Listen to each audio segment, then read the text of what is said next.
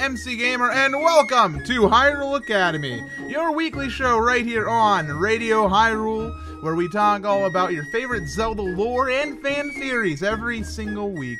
And, of course, we listen to some great Zelda music, fan arrangements, remixes, chiptunes galore. And it's a great time here we have every single week.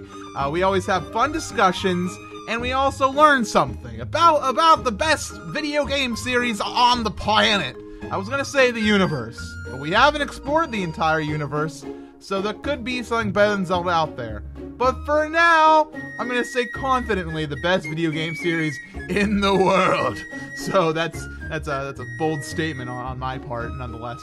However, we're going to get right on into discussions this evening. But before we do, you guys wanted to know, of course, what do you hear at the top of the show? That beautiful little song. That was Yuga's Acquisition Tour. It's a song straight out of the game, The Legend of Zelda, A Link Between Worlds, which is a game we're going to be discussing tonight. In fact, we're going to be talking all about this villain who is the villain who stars in this game. He's quite a bad dude. He's also quite an interesting fellow. His name is Yuga. Yuga is this guy who actually hails from the kingdom of Lorule.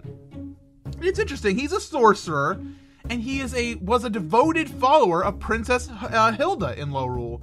When Yuga was just out for his nightly walk inside the Sacred Realm, he actually discovered a crack inside Lorule's Sacred Realm that led to Hyrule. And so he went to Hilda and he said, "Hilda, I have found this crack in the wall. This leads to Hyrule. And they have a Triforce. And I know how much we miss our Triforce. Why don't we go get theirs?" And so they together combined, they made a plan to go and get it. Yuga, using his merging powers, entered Hyrule himself and began kidnapping the descendants of the sages, as well as Impa. Impa's a descendant of a sage, if you really believe hard enough, as well as Zelda. And he uses their power to temporarily resurrect Ganon, the evil demon king, and he merges with him and becomes this bigger form of Yuga. He's still Yuga at its core. It's not Ganon anymore. It's just a more powerful Yuga. He has the Triforce of power. And he goes insane. He is getting all this power. He even gets to the point where he defies Hilda at the end of the game. And Hilda said, Link is looking to be defeated. And Hilda stops him and says that she realizes. I'm sorry, I missaid that. My mistake. So we have this situation where Link is about to get destroyed, and Hilda saves him from Yuga. Yuga is then going on to continue his rule and hopefully to take the Triforce of Wisdom, as well as the Triforce of Courage. At this point, Hilda decides that she needs to trick Link into doing some more evil bidding, so she says, "Go save the sages, we need to defeat Yuga to get the Triforce of Power," and all this. Yuga's defeated, and he refuses to give Hilda the Triforce of Power to continue their evil deeds, and he decides at that moment to defy her and become his own thing. Anyways, the big deal here is Yuga defies Hilda at the very end, and doesn't really matter that much because Link still defeats Yuga. Link defeats Yuga. That is the big thing right there. So now I have some questions for you guys about Yuga, this dude who is doing all sorts of crazy things. So what did Yuga do when he was serving under Hilda in Lorule? What was his job inside the castle? Also, do you guys think that Yuga planned to abandon Hilda from the very beginning? At what point did Yuga say, "Hey, I think I'm going to say screw you, Hilda, and just do my own thing"? Also, lastly, is Yuga a counterpart to someone in Hyrule? Because there are some characters that do end up having counterparts. If you want to discuss these questions or ask your own, you can do so over at radiohyrule.com/chatroom. Hopefully we get some good theories cooking tonight about Yuga, because Yuga's a very interesting character. And we'll be featuring those messages later on inside the show. But for now, everybody, I want you guys to listen to some beautiful music. Got some great selections out tonight, and I want to enlighten you on some happenings in the world of Zelda music, and I hope you guys enjoy. So here's some music. Get those discussions going on inside the chat. We'll be back in just a few.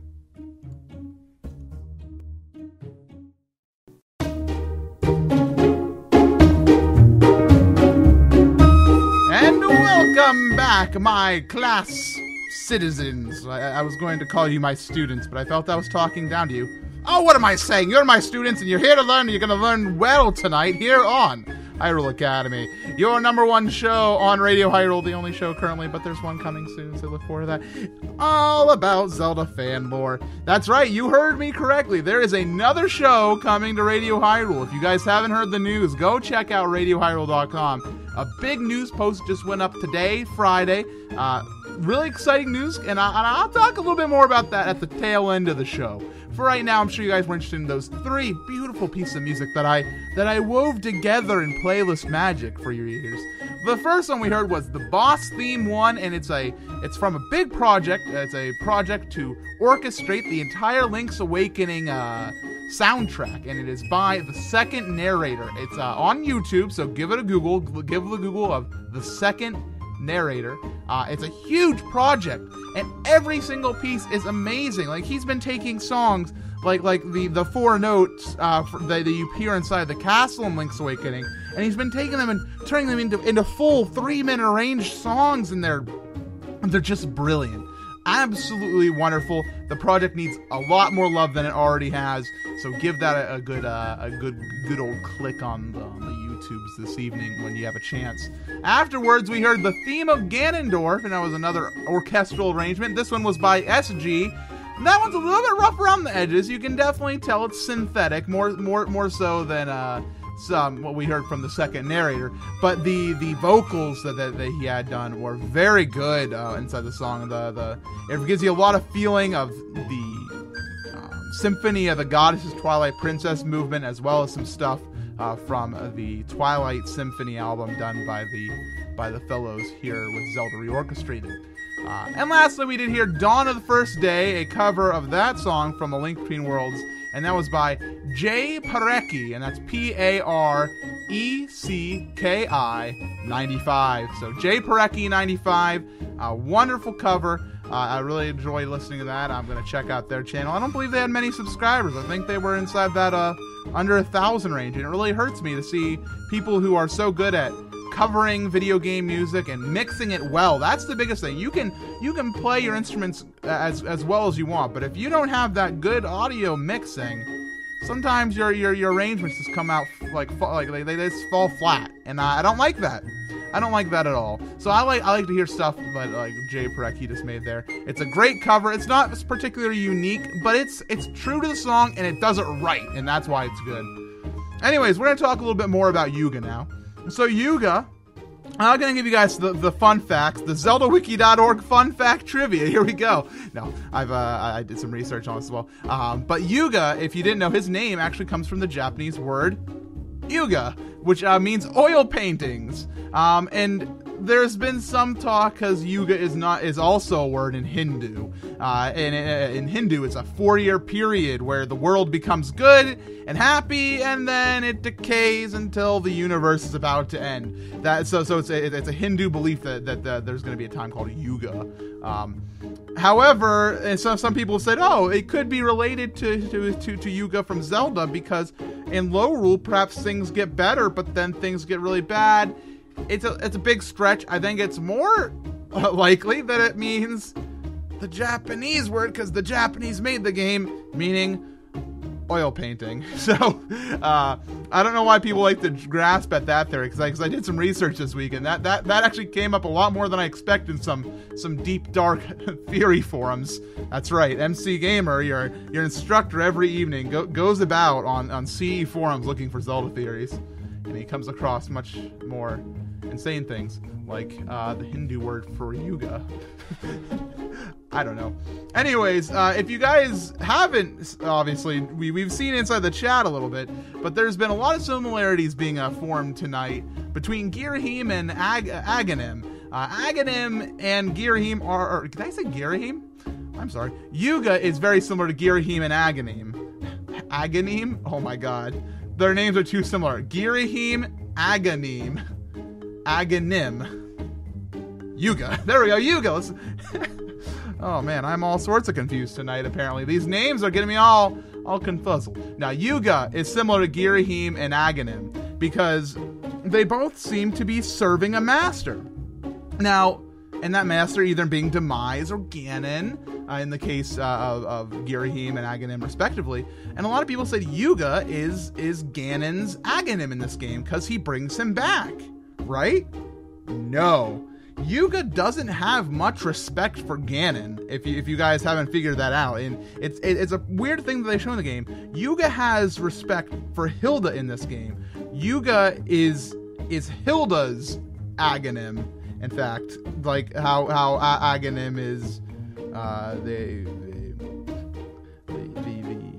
assistant, so to speak, of Ganon.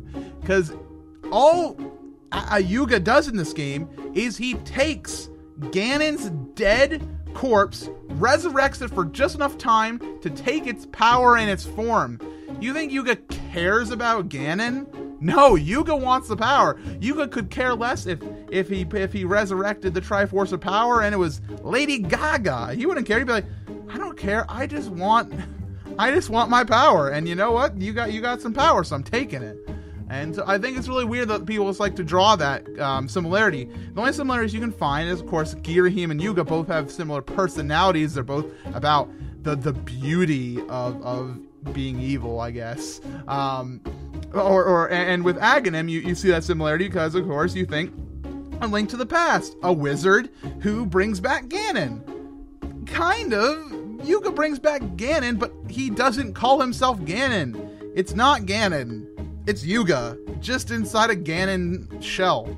That's why Ganon's still dead later in the timeline, or he comes back. The timeline, the defeated timeline is so good. We need to have an entire session where I just sit here and talk about that timeline. Anyways, those are a few of the similarities you might be seeing, and I kind of wanted to put away the similarities between them. I mean, you can still think that. I have respect for it. I get it. But I think that you're not seeing where that you got to remember. Yuga is is Hilda's tool, so to speak. Hilda's assistant. Hilda's Triforce finding dog, so to speak.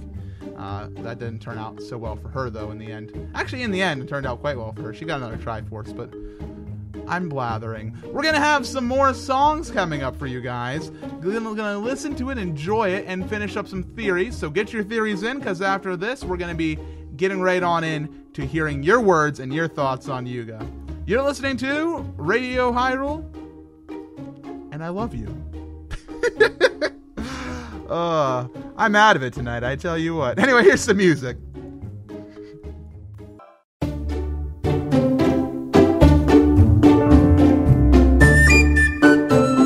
Welcome back, my good friends, to Hyrule Academy. Right here every single Friday evening at 10 p.m. U.S. Eastern Time. We're here this evening talking all about Yuga, this evildoer who is up to no good in the kingdom of Lorule and Hyrule and trying to take Triforces and betraying princesses and things of that nature.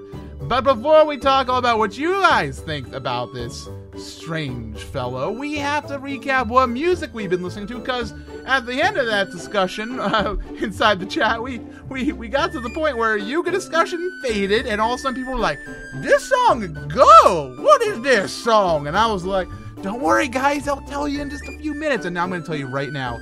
First up, we heard Market, and that was by Insane in the Rain Music. I have a thing for showing off Insane in the Rain's music because he is absolutely one of the best artists that I know on YouTube. So always go and check him out. A wonderful arrangement, as always, from him tonight. After that, we heard the newest OC remix of the Zelda variety. That was Dark Storm by DJ Pretzel. In case you didn't notice it, it was a play on the song Riders on the Storm by The Doors. Oh man, we're getting into some non-Zelda music. Watch out, here we go. And that was actually the 3,000th song to be added to the OC remix published site. So many shouts to the entire OC Remix team of mixers and arrangers. A wonderful job. Congratulations on remix number 3000. It was very good. And thank you to DJ Pretzel, the I don't know what his official title is over at OC Remix. Director, owner, guy who does the approving. Thank you so much for that. After that, we heard, of course, that last song, which people are going crazy for in the chat, Hilda's Theme by Ray Musification. Ray Musification made that wonderful arrangement of not just Hilda's theme, but also you heard some Low Rule Castle in there, heard some other music. It was very good. Thank you to Ray Musification. Check them out on YouTube. Not a very well-known person yet, but they've only just been getting into the synthetic orchestra work, and I'm really going to support them. Gave them a subscribe today as well. So be sure to do the same. Anyways, let's talk all about Yuga. So you guys have been hard at work in the chat talking about Yuga, what his role was in Low Rule, what he did there. And the one theory that caught my eye that I want to talk about first was one from Captain Trina. Captain Trina says, what if Yuga was responsible for all the portraits inside Low Rule Castle? So Yuga's well known for being very much into art and beauty and making things look exquisite. And of course, whenever Yuga changes a sage, he turns them into a portrait. And of course, Yuga's name does mean oil painting in Japanese. So it's very possible that perhaps he was the castle artist. He was the one who was it's very common in medieval lore for a artist to actually be within the castle doing work and like for the royal family, like trying to help them out and being like, look at this beautiful artwork I have made for the dining hall, and I don't know, it's actually a thing in medieval culture. And so why would he be rejected being inside the ruling culture? Plus, hey, as Captain Trina pointed out, it does give Yuga a position to get close to the royal family in a position that would generally fly under the radar. Nobody's gonna double look at the castle artists. However, Yasutaro brings up a point. What about his wand that he had? That ain't a paintbrush. But perhaps Yasutaro says, what if that wand that he had the entire time was also a paintbrush? What if he used that brush inside Low Rule Castle? Nobody questioned him carrying around this enchanted magic wand inside the castle because they just thought it was his painting tool. I mean, Hyrule and Low Rule are both places of very much magic, a staff that makes art. Nobody was suspected until all of a sudden it's trying to capture up sages. That's a huge interesting point there, that I think is something very strong to think about. So yeah, hold on, just typing something of much importance.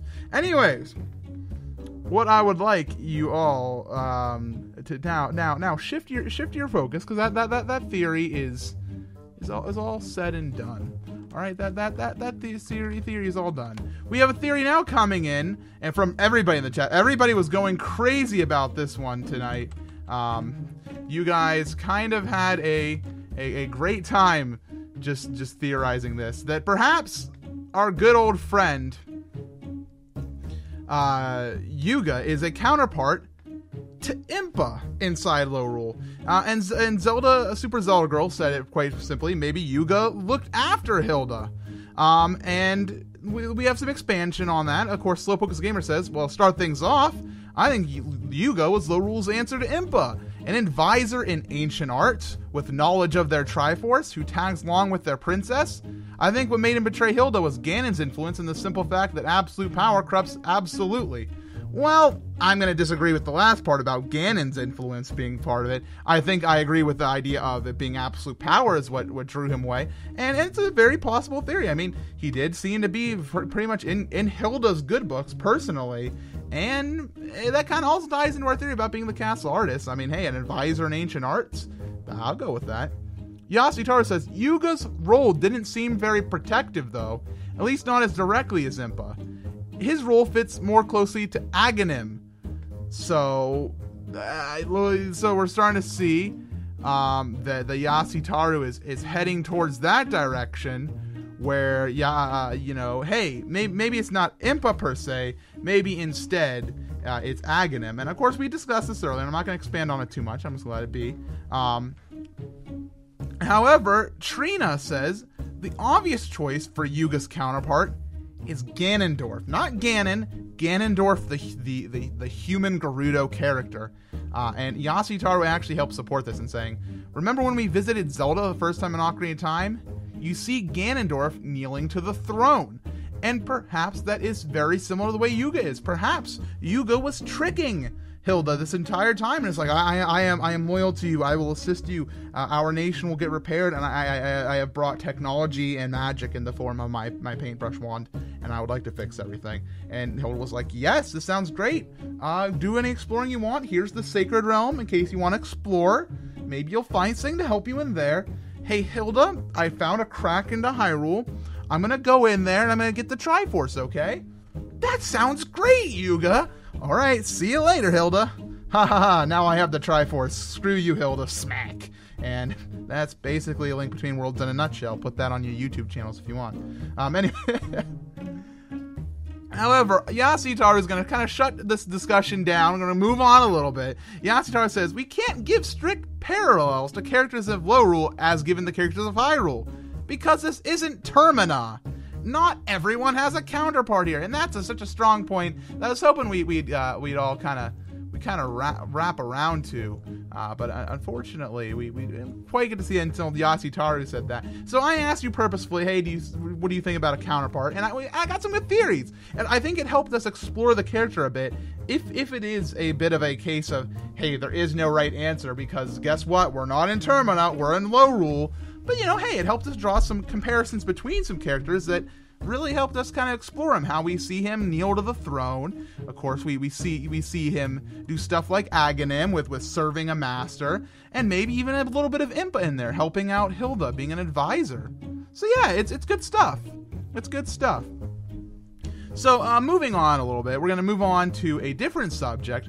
We're going to talk about Yuga's plan to betray Hilda. When did that come into his head? When did he say, all right, screw her, I got things to do? Whitening Strike said, I think Yuga intended to betray her the whole time. He just needed to get her help getting everything into place. However, if Slowpoke as a gamer kind of makes a rebuttal towards that and says, if Yuga was so content on betraying Hilda and taking the Triforce himself, why did he just kind of chill out at the castle? Rather than eliminate Hilda and Link right there and take Zelda's Triforce piece. Why did this happen? When did this happen where...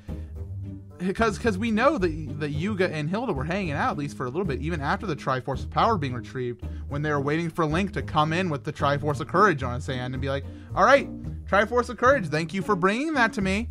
I'm going to take it now. I think that kind of disproves the idea that he was waiting this entire time, because if Hilda had this Triforce of Wisdom, Yuga has the Triforce of Power, and Link has the Courage, you could have just been like, all right, well, he's on his way. I'm just going to kill you now and take your Triforce now rather than wait for it later. So that's one possible way to look at it. Trina says, as soon as the opportunity arose for his own personal advancement, he took it. And I think that's true to an extent. It was only at the very end of the game when Hilda is saying, all right, hey, you suck, give me your Triforce of Power, it's my turn, you lose, that he was like, all right, screw you, this is my game, and I'm going to do all I can to win. And of course, he didn't do a great job at that.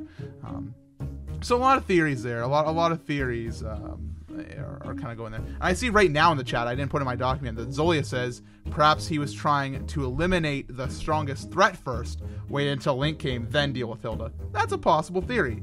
But that said, 2 Triforce pieces are stronger than 1. I mean, if I was an evildoer and I was taking Triforce pieces, I'd take the one that was sitting next to me, chatting to me about the latest episode of Lorule Digest. I mean, hey, go for it. However, now we're going to switch subjects a little bit and talk about Yuga's power. Slowpoke as a gamer has a theory about where Yuga got his power to merge into walls, and he says, the bracelet is an interesting thing. What if there are 2 bracelets? Yuga has one, allowing him to merge with walls himself, and Ravio stole the other one when he escaped to Hyrule. Well, there's a few issues with that. First of all, Ravio was still a kind person to the Lorule family. While he was the hero, and a cowardly hero, he was still the hero, and he had that bracelet himself, more than likely. I don't see Ravio stealing the bracelet. I don't see him doing that. I don't see Ravio stealing anything. I think he already had it, and he was already just planning on escaping. But Yasutaro kind of comes up with a better idea. Whenever we see Yuga merging with walls, isn't he using his wand? Not any sort of bracelet he may or may not be wearing. That's correct. One thing that's very important is at the very beginning of the game, he merges Link with the wall using his wand, not a bracelet. And so it's very possible that the same sort of power that exists within the bracelet exists within the wand. And that's a theory I'm almost willing to say, pack it up, publish it in the Historia, we're done here. Staff equals bracelet. That's all we got. Anyways, thank you guys so much for your discussion so far this evening. Keep typing inside the chat. That's going to be the end of our community discussion portion of the show, though, tonight. We got a few more announcements and some cool stuff. I'm going to wrap up tonight's show. But first, a bit more music is in order, my friends. We got some great tunes for you. I'm just going to shut up and let them play. Thanks for tuning on into Hyrule Academy.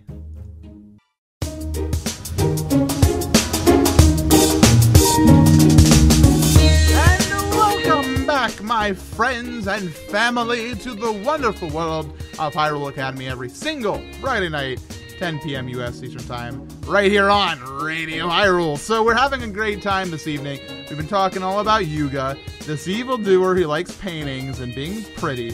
And he does a great job at it, can I just say? No. Anyways, we got to listen to some great music there. I want to recap that before we get back into our discussions. So we heard... First off, the theme of Hilda by Afterbit. Afterbit is a group that I've never heard of before until today, and they're an entirely French group. I can't read a single one of their video descriptions. Or most of their comments, nothing. Can't read a single thing from them. But what I do know is that the music they make is amazing. Wonderful, fantastic stuff. Beyond what I've heard recently in most other formats. My recent music discoveries have not been up to the par as Afterbit. So, shout outs to Afterbit for that wonderful arrangement of Hilda's theme. After that, we did hear Dead or Alive from Hylian Lemon. Of course, that is from the Essence of Lime album, an entire album dedicated to the game Oracle of Ages, a game that's very dear to my heart. And this week, and I'm kind of sad for it to happen, but this is going to be the week where I finish my Oracle of Ages Let's Play over on YouTube. I've been plugging away at this Let's Play. It's an extension of my season's Let's Play. I've been going at this for a couple months now, and it looks like at last the journey is coming to an end. I just beat the 8th dungeon. I did Heroes Cave. Anybody got Heroes Cave love out there for the linked Oracle of Ages? I'm still crying just a bit. Oh man. Still crying. So I had to put in a little bit of Oracle of Ages music into our playlist tonight as kind of a send-off to that series. A little bit of personal love coming from me tonight. So thank you to everybody who's watched that series, and you can always watch it on YouTube. It is still up there infinitely, which is cool. Anyways, let's talk a little bit about Yuga. And so we had a lot of talking tonight, a lot of opinions shared, as always. And we had some thoughts about that wand that he had. Maybe it was a paintbrush at one time. Maybe it's a magic wand that does art. But we do know that maybe it's what he uses to merge with walls. That's pretty much, that one's almost a wrap it up, put it inside the Historia type of moment, where we realize this wand, it has the same power possibly as the bracelet, or possibly even stronger power. And he had an in with the royal family. Whether he was an artist, a caretaker, or maybe he just pledged allegiance to Hilda, we don't really know that fact. But we had some good opinions and thoughts and theories shared tonight that really made us think.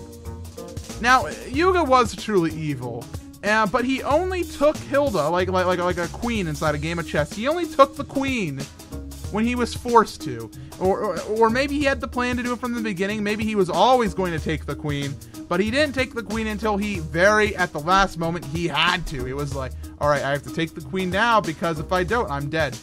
So there has to be some sort of respect going on there. And we never really nail that down. We're not ever going to be able to nail that down because A Link Between Worlds is over. That game doesn't have much opportunity for expanding on its story.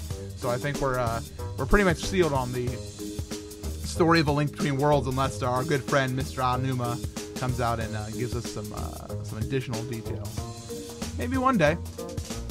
Anyway, guys, I wanted to remind you all to tune in next week, Friday at 10 p.m. U.S. Eastern Time. We'll be talking about Termina's Moon, and more specifically, what awaits within it. It's going to be a very fun discussion next week, so be sure to study up, everybody. Study up and join me for the live broadcast, or if you want, you can watch it or listen to it on YouTube afterwards, but whatever you want.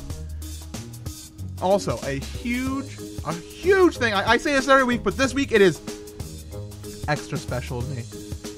I want you all to go and hop on over to RadioHyrule.com/donate and throw a couple rupees on into the big PayPal bucket, because I tell you what, we got some hype coming up. First of all, today they announced another Radio Hyrule show that's been in production for quite a while. I've been watching the buzzing happening in the background, and I tell you what, this show is going to be awesome. I'm really glad that it's going to be joining Hyrule Academy here on the station. It's going to be a lot of fun.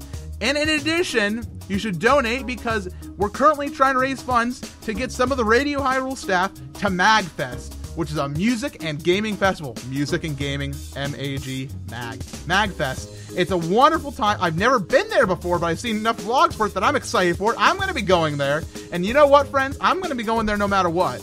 But I want the fans of Radio Hyrule and Hyrule Academy to throw some rupees into the bucket so we can get the Radio Hyrule staff there. We can have a big Radio Hyrule party all together. And I hear we might have some extra surprises for you there if that happens. So we're trying to raise $500 to get a couple of our staff on over to MagFest. So anything you contribute is fine, and we'd really appreciate that. Lastly, email me at mc@supermcgamer.com with any requests for music, discussions, anything like that. You can send them on over. My email box is always open to the wonderful students here at Hyrule Academy. Lastly, thank you for your inputs. It's been a wonderful, wonderful show. I know my brain's been a bit scattered, in part thanks to my friend Sora, who I'm gonna not further discuss that, but he distracted me by texting me on my cellular device this evening, and I was quite perplexed by some of the things he told me tonight that had little to do with Zelda. They had more to do with Kid Icarus. Anyways, that's see you tomorrow on Kid Icarus Academy. No, I'm just kidding. We have one more song for you guys tonight. It is Deku Palace from the Hylian Ensemble. It was requested to us by T. Sheever, so thank you, T. Sheever, a big supporter of my personal projects, and I really appreciate that. So thank you all for tuning in to Hyrule Academy this evening. Keep it locked to Radio Hyrule.